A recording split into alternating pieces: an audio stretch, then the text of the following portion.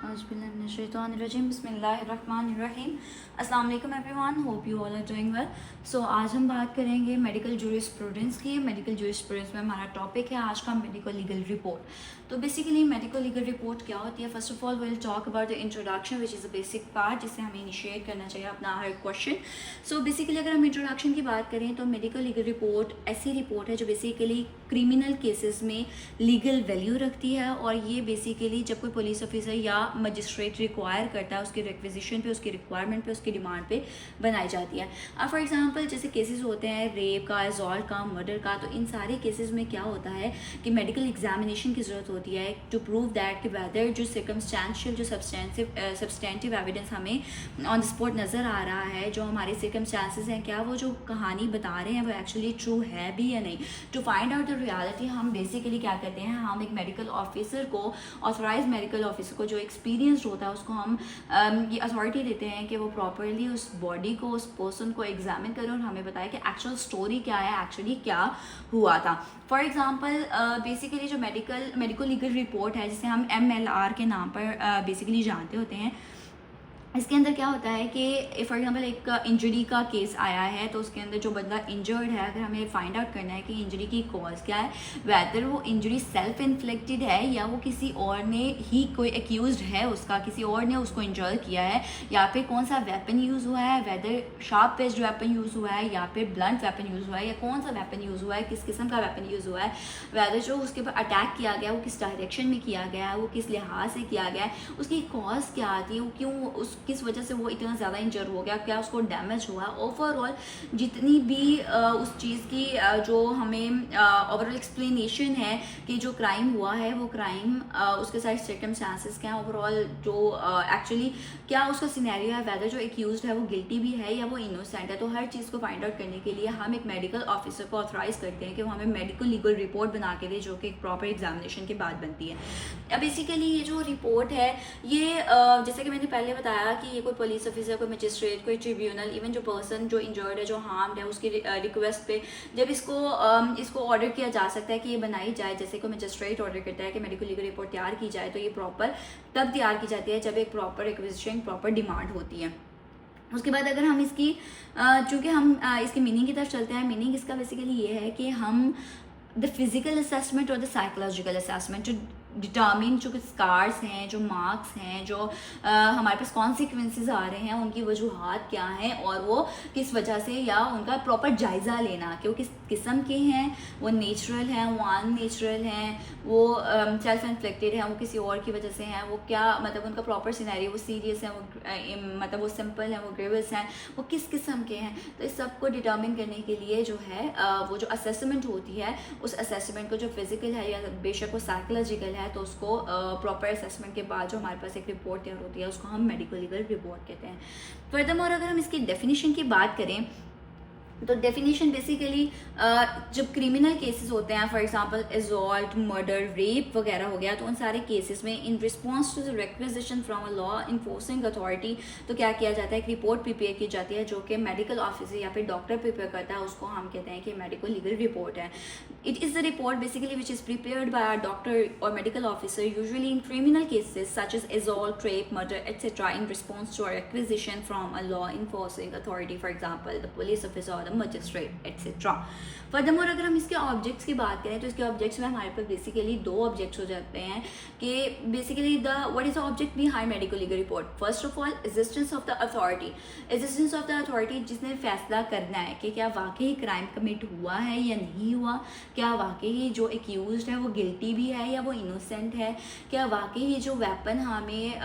चाहे वो कुआं से मिला है, जो कि हमें उस जगह से मिला है जहाँ पे क्राइम कमिट हुआ है, क्या ये वेपन यूज़ हुआ है या नहीं हुआ, या ये गुमराह करने के लिए रखा गया है, क्या वाकई जो इंजरी हुई है उसकी वजह से ये डैमेज अकर हुआ है, या क्या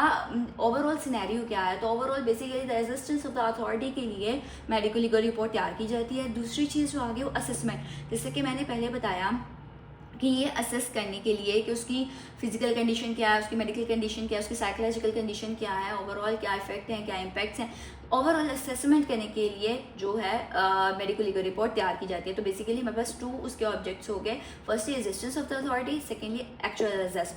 असेसमेंट। उसके बाद अगर हम बात करें एग्जांपल्स की, तो एग्जांपल्स में हमारे पास जैसे इंजरी रिपोर्ट आ जाती है या फिर हमारे पास पोस्टमार्टम रिपोर्ट है। फॉर एग्जांपल इंजरी रिपोर्ट में क्या होता है कि हमें ये देखना है कि जो इंजर्ड पर्सन है उसकी इंजरी की वजह क्या है, और अगर उसकी इंजरी की ये वजह है तो क्या उसको जो डैमेज अकर हुआ है वो उसी इंजरी की वजह से हुआ है। तो ओवरऑल जितनी भी डिटेल्स फाइंड आउट करनी है कि सिंपल है, ग्रेवियस है, नेचुरल है, अननेचुरल है, सेल्फ इन्फ्लिक्टेड है, किसी और की वजह से है, क्या एक्चुअल उसको ओवरऑल जो फाइंड आउट करना है कि तो वो हम इंजरी रिपोर्ट डिमांड करेंगे। उसके बाद प्रॉपर उसकी एग्जामिनेशन होगी, उस बंदे की एग्जामिनेशन होगी, उसकी आइडेंटिटी की एग्जामिनेशन होगी, उसके बाद एक प्रॉपर इंजरी रिपोर्ट बनाई जाएगी। तो वो जो इंजरी रिपोर्ट है वो भी एक मेडिकल लीगल रिपोर्ट में आती है। इसी तरह postmortem report in case of the murder और डेथ, तो जो पोस्टमार्टम रिपोर्ट आ जाती है वो जो सर्टिफिकेट्स हम डिमांड कर लेते हैं अक्सर के, फॉर एग्जांपल अगर एक एक्यूज प्रेजेंट हुआ है कोर्ट में और वो ऐसे बिहेव करते हैं कि वो इंसेन है, तो to determine the truth behind the जो हमें नज़र आ रहा है, the truth behind the fact, तो वो हमें डिटर्मिन करने के लिए कि वाकई ही वो मेडिकली फिट है, वो मेंटली फिट है या नहीं, वो सेन है या इंसेन है, हम सर्टिफिकेट डिमांड कर सकते हैं, certificate for the mental fitness, वो भी मेडिकल लीगल रिपोर्ट में आ जाता है। इसी तरह अगर किसी का सेक्सुअल एब्यूज़ हुआ है, फॉर एग्जांपल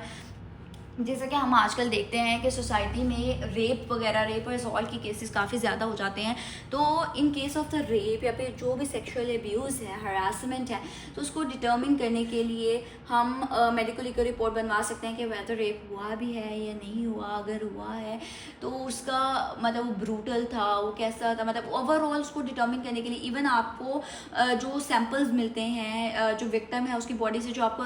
सैम्पल्स वगैरह मिलते हैं, ठीक है, उनसे आप डिटर्मिन कर सकते हो कि वह जो एक्यूज है वो गिल्टी है या वो इनोसेंट है। ओवरऑल जब हम एक मेडिकल लीगल रिपोर्ट तैयार करते हैं तो वो मतलब आपको कह सकते हैं हम कि इच्ची बिच्ची बताता है कि शुरू से लेकर आखिर तक सारा मामला क्या है, सारा माजरा क्या है, क्या जो बंदे जिस पे इल्ज़ाम लगाए जा रहे हैं उसने वाकई ही वो रेप कमिट किया है या वो रेप कमिट नहीं किया, अगर वो रेप कमिट किया है तो क्या उसके ऊपर कोई ऐसे उसके ट्रेसेस मिले हैं, फॉर एग्जाम्पल उसका बाल, उसके वैसे कोई DNA का कोई कुछ भी उसके, फॉर एग्जांपल जब हम मोस्टली रेप के केसेस देखते हैं तो हमें नेल्स में से स्किन के टेस्ट्स मिलते हैं या फिर इस तरह की कोई चीज़ या कोई बाल वगैरह मिल जाता है, कोई इस तरह की चीज़ मिल जाती है जिससे हमें पता लगता है कि यार वाकई ही एक्चुअली में रेप कमिट हुआ है या सेक्सुअल एब्यूज़ हुआ है, असॉल्ट हुआ है, तो हमें ये सारी सिनेरियोज़ का पता लग जाता है। तो इन सारे सिनेरियोज़ को पता लगाने के लिए हम मेडिकल लीगल रिपोर्ट की डिमांड करते हैं जो कि हमें उसका सिरा ब सिरा बता दे। फर्दरमोर अगर हम बात करें तो हम बात करते हैं उसके पार्ट्स की कि मेडिकल लीगल रिपोर्ट के पार्ट्स कौन कौन से हैं। तो बेसिकली इसके 3 मेन पार्ट्स हैं, जिसके अंदर सबसे पहले हमारे पास आ जाता है इंट्रोडक्टरी या फिर प्रिलिमिनरी पार्ट, सेकंड पे हमारे पास फैक्ट्स आ जाते हैं जो हम असर्टेन करते हैं और द एग्जामिनेशन, और तीसरी चीज़ हमारे पास आ जाती है इन्फ्रेंसेस या ओपिनियन जो कि एक मेडिकल ऑफिसर बना लेता है आफ्टर ऑब्जर्विंग दोज फैक्ट्स। तो अगर हम इंट्रोडक्टरी और प्रिलिमिनरी पार्ट की बात करें तो इसके अंदर बेसिकली हम बताते हैं कि जो विक्टिम है, जो हमारे पास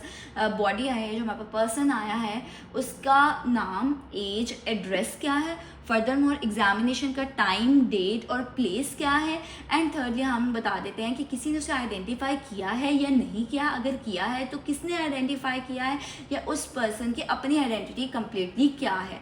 इसके बाद अगर हम बात करें तो हम सेकेंड पार्ट में बात करते हैं फैक्ट्स की कि कौन से मतलब सिनेरियो क्या है। फैक्ट्स बेसिकली हम कहते हैं कि जो स्टेप बाय स्टेप चीज़ें हैपन हुई होती हैं, जो अकरेंसेस होती हैं, जो सर्कमस्टांसेस होते हैं, जो ओवरऑल हैपनिंग के पार्ट्स हैं, जो पोर्शंस हैं, उसको हम कह देते हैं कि हमारे पास फैक्ट्स हैं। तो सेकेंड पार्ट में हमारे पास है फैक्ट्स, तो वो कम्प्लीटली असर्टेन करेगा कि फैक्ट्स क्या है भाई, क्या हुआ, कैसे हुआ, कब हुआ, क्यों हुआ, किस चीज़ से हुआ, वजह क्या थी, टाइम क्या था, सिनेरियो क्या था, ओवरऑल जितनी भी चीज़ें होंगी वो हमारे पास फैक्ट्स में आ जाएंगी और वो जब फैक्ट्स एग्जामिनेशन के थ्रू असर्टेन करेगा और उन फैक्ट्स को वो डिटेल में अपनी मेडिकल रिपोर्ट में लिख देगा। तो सेकेंड पार्ट आ गया हमारे पास फैक्ट्स। थर्ड चीज़ आ गई हमारे पास इन्फ्रेंसेस या फिर ओपिनियन।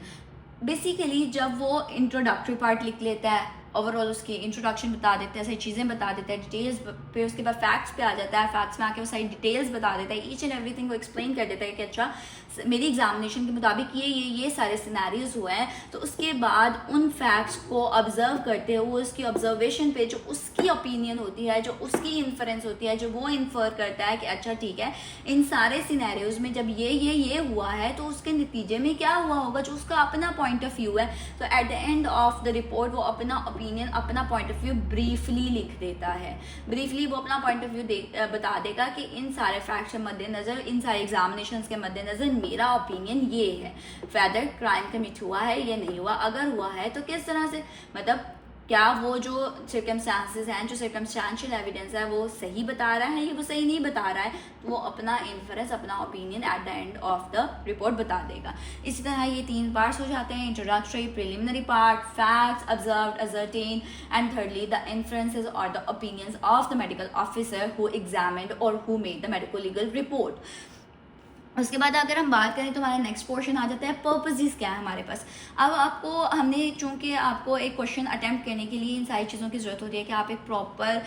फ्लो चार्ट के साथ, एक प्रॉपर प्रेजेंटेशन के साथ अटेम्प्ट करें। तो इसी तरह सबसे पहले जब हमने इंट्रोडक्शन दिया, हमने मीनिंग दिया, हमने डेफिनेशन दिया, फिर उसके बाद हमने ऑब्जेक्ट की बात की। तो ऑब्जेक्ट्स में भी हमने 2 कैटेगरीज बना ली थी, उसके अंदर हमने एक फ्लो चार्ट बना के आपको बता दिया। इसी तरह पार्ट्स में हमने एक फ्लो चार्ट बना लिया, 3 कैटेगरीज आ गई। इसी तरह फिर आगे हम जब पर्पसेस की बात करें तो उसके अंदर हमने 4 पर्पसेस जो है वो एक फ्लो चार्ट की सूरत में पहले बता दिए, फिर हम फर्दरमोर 1 बाय 1 इनको एक्सप्लेन कर देंगे। पर्पसेस में सबसे पहले हमारे पास आ जाता है cause, to determine the actual cause. अगर डेथ हो गई है तो डेथ की असल कॉज क्या है, अगर इंजरी हुई है तो इंजरी की असल कॉज क्या है, सिनेरियो क्या था, प्रॉपर कॉज क्या है, किस तरह से हार्म किया गया और उसका डैमेज क्या हुआ, प्रॉपर कॉज हम बयान कर देंगे। सेकेंडली हम आइडेंटिफाई करेंगे द पर्सन जिसको इंजर हुआ है, जिसके साथ इंजरी अकर हुई है, जिसको इंजर किया गया है, उसकी आइडेंटिटी बता देंगे। और फर्दरमोर हम उसको, या जिसकी डेड बॉडी आ गई है उसकी आइडेंटिटी को हम आइडेंटिफाई कर देंगे, उसको हम लिख देंगे। इसी तरह अगर हमें क्रिमिनल के ट्रेसेस वगैरह मिलते हैं या उसकी कोई चीज़ मिलती है तो हम उसके बारे में भी बता देंगे, उसको भी आइडेंटिफाई कर देंगे। ठीक है। फर्दरमोर अगर हम बात करें तो हमारे पास तीसरी चीज़ जो आ जाती है वो फैक्ट्स की। वही बात कि हम कम्प्लीटली जो पर्पस होता है इसका एक और, वो ये है कि हम उसके फैक्ट से अवेयर करें। हम उसके जो अथॉरिटी है, जो law making authority, law enforcing authority है, जिसने फैसला करना है, हम उसको उसके फैक्ट से आगाह कर दें कि अच्छा उसके फैक्ट्स, हमने जो असेसमेंट की, जो जायज़ा लिया, उसके मद्देनज़र हमें ये फैक्ट्स हमारे सामने आए हैं जो कि वक़ूअ पज़ीर हो सकते हैं, जो हुए होंगे, जो कि हमारा एक नज़रिया है, जो कि हमने एक जायज़ा लिया, उसके नतीजा में जो हमारे सामने आया है वो फैक्ट्स ये हैं। एक पर्पज़ ये है कि हम उनको फैक्ट से अवेयर कर दें। और तीसरी चीज़ हम अपनी ओपिनियन, क्योंकि आप एक एक्सपर्ट हैं, आप अपनी एक एक्सपर्ट एडवाइस दे सकें, अपनी एक एक्सपर्ट ओपिनियन दे सकें after observing all the facts which happened. ठीक है। तो इसी तरह 4 पर्पसेस होते हैं, कॉज को डिटर्मिन करना, बताना, विक्टिम को आइडेंटिफाई करना, एक क्रिमिनल को आइडेंटिफाई करना। ठीक है। तीसरी चीज़ फैक्ट्स को ऑब्जर्व करके फैक्ट्स से अवेयर करना। चौथी चीज़ अपना एक्सपर्ट ओपिनियन, अपना एक्सपर्ट एडवाइस देना। उसके बाद अगर हम बात करें तो मेडिको लीगल रिपोर्ट के जो एसेंशियल्स की अगर हम बात करें तो इसके अंदर हमारे पास कुछ एसेंशियल्स आ जाते हैं, जिसमें से few ones I have written here और फर्दरमोर मैं आपको खुद से बता दूंगी कि आप कौन कौन से एसेंशियल्स ऐड कर सकते हैं। जिसके अंदर सबसे पहले एसेंशियल्स को, अच्छा एक और चीज़ मैं क्लियर करती जाऊँ, जब हम बात करते हैं प्री रिक्विजिट्स की, प्री रिक्विजिट्स का मतलब होता है प्री कंडीशंस। इसी तरह जब हम एसेंशियल्स की बात करते हैं, प्री रिक्विजिट्स की बात करते हैं, प्री कंडीशंस की बात करते हैं, रिक्वायरमेंट्स की बात करते हैं, ठीक है, तो ये सारी चीज़ें फॉल एक एसेंशियल्स के अंदर ही करती हैं, कि मतलब जो चीज़ हम एसेंशियल में लिख रहे हैं वही चीज़ इन सब में भी आएगी, क्योंकि this is a basically pre conditions के क्या क्या होना ज़रूरी है, क्या क्या रिक्वायरमेंट्स है, क्या क्या क्वेश्चंस लेनी चाहिए, इस तरह। ठीक है। अगर हम बात करें एसेंशियल्स की तो इसके अंदर टाइम, बेसिकली हम जिस टाइम पे एग्जामिन कर रहे हैं, हमें चाहिए एक मेडिकल लीगल रिपोर्ट का जो बनाने का सही तरीका है वो ये है कि जैसे जैसे आप एग्जामिन करते जाओ, आप वैसे वैसे उसको साथ साथ लिखते जाओ। एक चीज़ एग्जामिन की, उसका नतीजा आ गया, उसको साइड पे लिख लिया, दूसरी चीज़ एग्जामिन की, उसको भी साथ साथ लिखते गए, या फिर immediately after words of your examination आप उसको राइट डाउन कर लो, ताकि कोई भी उसके अंदर कोई फैब्रिकेशन ना हो सके, कोई भी आप कन्फ्यूजन ना हो सके, कोई भी चीज़ आप भूल ना जाओ या मिसप्लेस ना कर दो। इसलिए आप साथ साथ टाइम बाय टाइम उसको लिखते जाओ। पहला एसेंशियल तो ये हो गया। दूसरा एसेंशियल हो गया कि प्रॉपर केयर और क्वेश्चन के साथ लिखो। कि फॉर एग्जांपल अगर आप मेडिकल लीगल रिपोर्ट बना रहे हो, मेडिकल लीगल रिपोर्ट जो ऑफिसर बनाता है वो कोर्ट में प्रेजेंट भी होता है और उसकी प्रॉपर एग्जामिनेशन होती है, जिसके अंदर उससे ऑरल एविडेंस लिया जाता है और उसकी प्रॉपर क्रॉस एग्जामिनेशन भी होती है। फर्दरमोर जब हम मेडिकल लीगल रिपोर्ट को दूसरे डॉक्यूमेंट्स के साथ कोर्ट में प्रेजेंट करते हैं तो मेडिकल लीगल रिपोर्ट की भी स्क्रूटनी होती है और उसके ऊपर भी क्रॉस एग्जामिनेशन होती है। तो इसीलिए बहुत ज़रूरी है कि जब एक medical officer medical legal report तैयार करे तो वो प्रॉपर केयर एंड क्वेश्चन से करे कि कल को अगर उसको ऑरल एविडेंस के लिए कटघरे में बुलाया जाता है या फिर उसको विटनेस बॉक्स में बुलाया जाता है तो वो प्रॉपरली ऑरली बता सके उसने क्या एग्जामिन किया, उसका क्या इन्फ्रेंस था, क्या फैक्ट्स ऑब्जर्व है, ईच एंड एवरीथिंग उसको ईच एंड एवरी डिटेल पता होनी चाहिए। ठीक है, तो इसलिए प्रॉपर केयर और कॉशन के साथ उसको मेडिकल लीगल रिपोर्ट को बनाना चाहिए। ये हो गया दूसरा एसेंशियल। तीसरी एसेंशियल की अगर हम बात करें तो फॉर्मेलिटीज़ कि जितनी भी फॉर्मेलिटीज़ हैं, for example date, place and time of examination, वो लिखा जाए। अगर कोई आइडेंटिफाई कर चुका है बॉडी को या फिर पर्सन को तो उसकी आइडेंटिफिकेशन लिखी जाए कि मतलब उस बंदे के बारे में बताया जाए, उसके नेम लिखे जाएँ, उनके नेम्स लिखे जाएँ। इसी तरह बाकी की जो रिक्वायरमेंट, जो फॉर्मेलिटीज़ होती हैं, जो हमारे पास जो पर्सन है, जो विक्टिम है, उसकी हम सारी डिटेल्स वगैरह लिखते हैं। इस तरह सारी फॉर्मेलिटीज़ हम पूरी कर दें, लेकिन हम उसको एग्जैजरेट ना करें। इट मीन्स कि no exaggerated terms should be used. इसका आप एक अलग से एसेंशियल बना सकते हैं फॉर्मेलिटीज़ के बाद कि no exaggerated terms should be used, कि आप एग्जैजरेट ना करें, आप पॉइंट टू पॉइंट बात करें जो एग्जैक्ट बात है। ठीक है, अगला आप एसेंशियल कुछ ऐसे भी बना सकते हैं कि नो टेक्निकल टर्म्स, कि आप उसके अंदर कोई भी बहुत ज़्यादा एक्सट्रीम टेक्निकल बात ना करें कि जो समझ से ही बाहर हो। आप सिंपल उसको बता दें, एक्सप्लेन कर दें, जो कि एक आम बंदे की, जो एक आम फहम इंसान होता है, ऑर्डिनरी प्रूडेंस का इंसान, उसे समझ सके। तो no technical terms, no exaggerated terms, formalities को कंप्लीट करना है लेकिन एग्जैजरेशन नहीं करनी है। फर्दरमोर आप फैक्ट्स की बात करेंगे तो आप डिटेल में उसके सारे फैक्ट्स बता देंगे कि अकरेंस कैसे हुई, अकरेंस के हैपनिंग, ओवरऑल जो आपको एग्जामिनेशन से आपके सामने आता है, आप सारे फैक्ट्स वो डिटेल में लिख देंगे। फर्दरमोर आप अपनी ओपिनियन देंगे, लेकिन आप अपनी ओपिनियन जो है वो ब्रीफली देंगे। ठीक है, एक आपके पास अगला एसेंशियल क्या हो गया, ब्रीफ ओपिनियन, डिटेल्ड फैक्ट्स, उससे अगला हो गया। ठीक है, उसके बाद अगर आप बात करें तो डिस्क्रिप्शन आप दे देंगे कि ओवरऑल डिस्क्राइब आप कर देंगे कि क्या सिनेरियो क्या था, इंजरी की कंडीशन क्या है, ग्रेवस है, सिंपल है, नॉर्मल है, वेपन ब्लंट था और शार्प एज था, क्या था ओवरऑल। आप हर चीज़ की, नाइफ थी,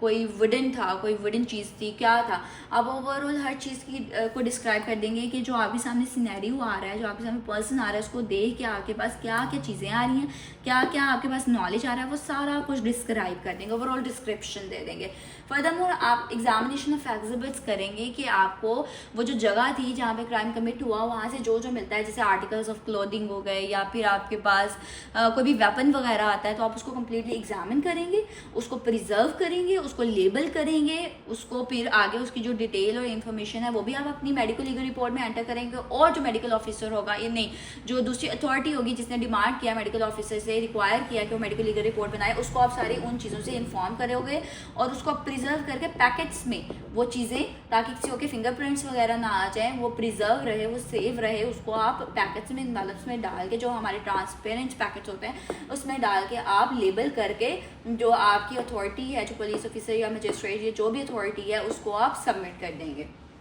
इस तरह आपकी एग्जामिनेशन ऑफ एग्जिबिट्स भी आप कंप्लीटली करके उसकी डिटेल्स भी आगे फर्दरमोर पहुंचा देंगे। फर्दरमोर अगर हम बात करें एविडेंशियरी वैल्यू की, तो medical legal report basically use होती है for the corroboration of the circumstantial और the substantive evidences. For example, अगर हमें प्लेस ऑफ द क्राइम कुछ बता रही है जो कि ऑब्वियस है, जो कि सर्कमस्टेंशियल है, जो कि हमें नज़र आ रहा है, जो कि सब्सटेंटिव है, जो कि हमें वाज़ेह तौर पे नज़र आ रहा है, लेकिन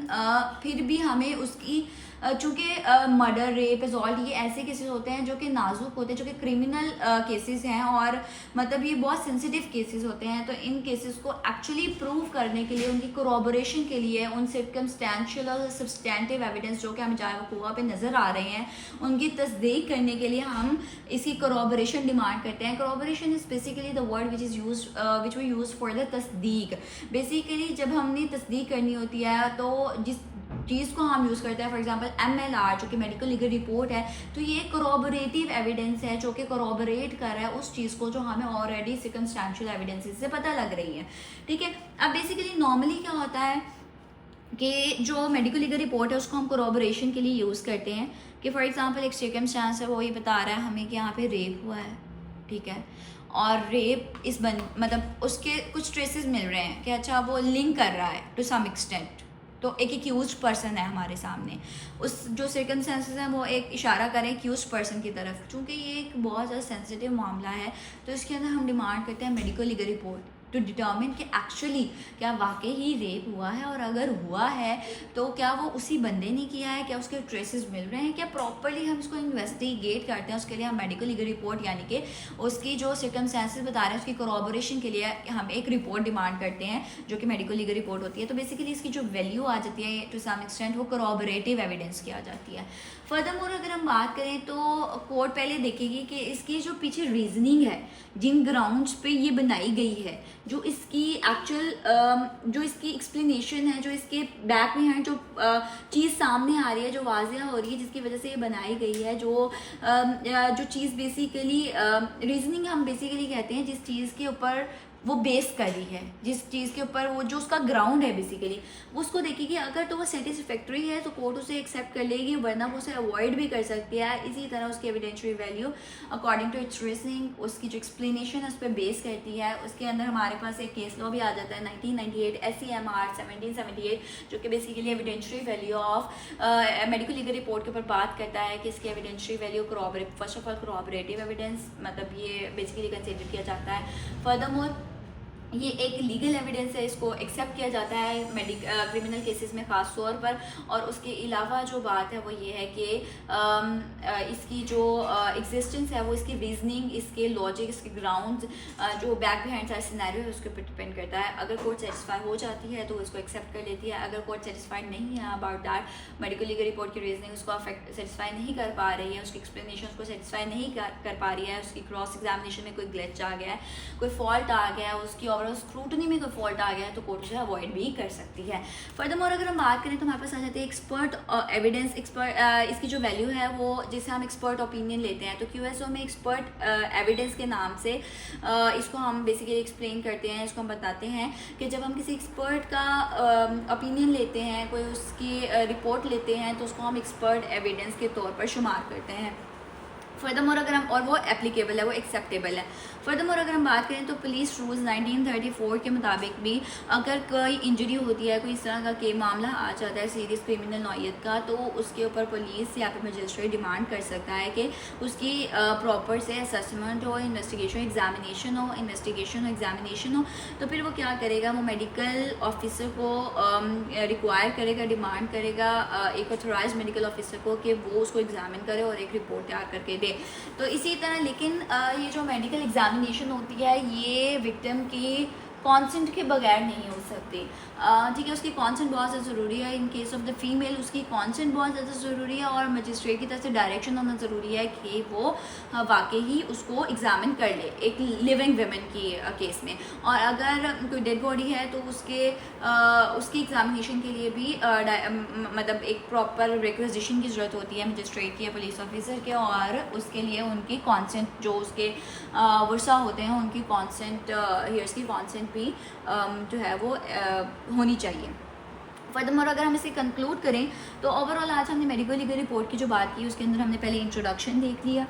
उसका मीनिंग देख लिया, उसकी डेफिनेशन देख ली है, उसके पार्ट्स के बारे में हमने बात कर ली, उसके ऑब्जेक्ट्स को देख लिया, उसके पर्पसेस के बारे में बात कर ली, उसकी एसेंशियल रिक्वायरमेंट्स को देखा हमने, उसकी एविडेंशियल वैल्यू को देखा, QSO में उसको एक्सपर्ट एविडेंस के तौर पर कैसे शामिल किया जाता है वो हमने देखा। उसके बाद हमने पुलिस रूल्स की बात की कि उसके अंदर भी उसकी अहमियत है कि रिक्वायर किया जा सकता है कि मेडिकल एग्जामिनेशन करके बताया जाए। तो इसी तरह हमारा आज का लेक्चर कंप्लीट होता है। अगर किसी का कोई क्वेश्चन है तो आप लोग कमेंट सेक्शन में पूछ सकते हैं। अगर किसी को किसी चीज़ पे एक्चुअल लेक्चर चाहिए तो वो भी डिमांड कर सकता है कि इस चीज़ पे लेक्चर बनाया जाए। Furthermore thank you so much and please subscribe the channel and like the video and comment if you like so. Thank you.